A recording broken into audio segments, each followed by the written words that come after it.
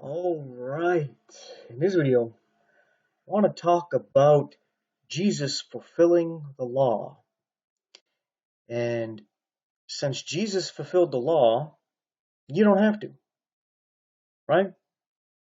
I mean, pretty much all Christians agree that we're no longer under the old covenant. We're not under the law, we're under grace. Yet, most of them also think that we have to do the works of the law. The works of the law are not sinning, which Jesus did, religious rituals, which Jesus did, and good works, which Jesus did. That's how he fulfilled the law. He showed us how he loved God and he loved his fellow man. That fulfills the law, right? So if he did it, why do you think you are required to do it to be saved? What was the point of Jesus fulfilling it if you have to fulfill it, or if you even can fulfill it on your own? Because most of Christianity would say that, oh, if you sin, you're lost. You lost your salvation.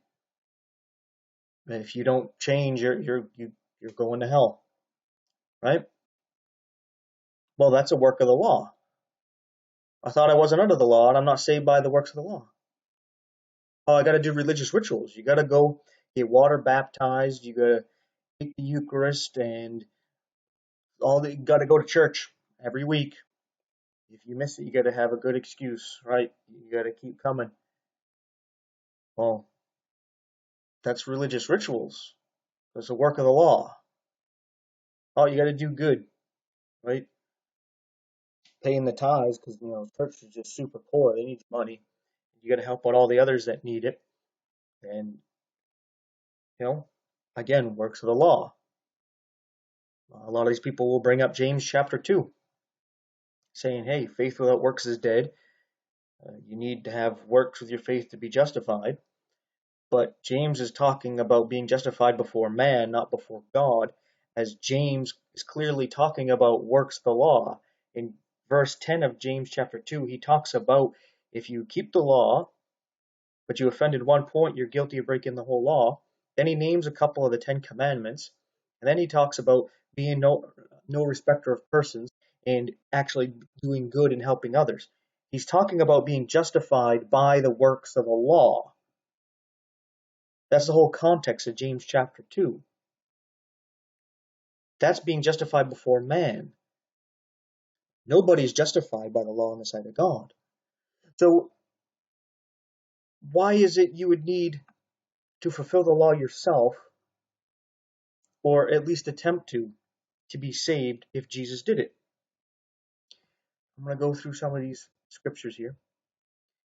Matthew chapter 3, at verse 15, it says, "And Jesus answering said unto him, Suffer it to be so now, for this it becometh us to fulfill all righteousness." Then he suffered him. You see, that's what Jesus is doing. He's going to fulfill the law, fulfill all righteousness. He mentions this a couple chapters later. Matthew chapter 5, verse 17, it says, "Think not that I am come to destroy the law or the prophets. I'm not come to destroy, but to fulfill." You see, they might misunderstand what Jesus is doing, thinking that he's just doing away with the law and opening the floodgates to sin. But he's explaining to them, no, that's not what I'm doing. I'm fulfilling it because you can't do it. And he even talks about the Pharisees, that their righteousness isn't good enough to get in.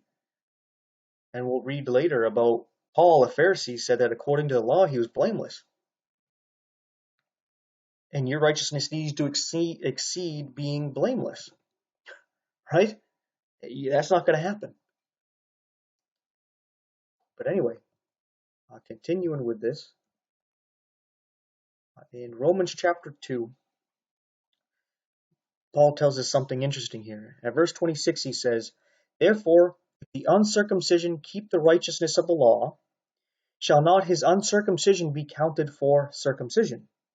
And shall not uncircumcision, which is by nature, if it fulfill the law, judge thee, who by the letter and circumcision dost transgress the law? Here, Paul is talking about Jews and Gentiles, right? Jews who, by the letter, by nature, through circumcision, keeping the letter of the law, are still sinners. So if a Gentile ends up keeping the righteousness of the law, his uncircumcision will be counted as circumcision, and he will judge the circumcised who are under the law. But how is a Gentile going to keep the law and not be circumcised, as being circumcised would be part of the law, wouldn't it? Well, Paul goes on to say that it's not about a physical circumcision, it's about a spiritual circumcision. A circumcision in the spirit of the heart, right? That's where the soul is being separated from the flesh, the sinful flesh. He talks about this a little bit in Romans chapter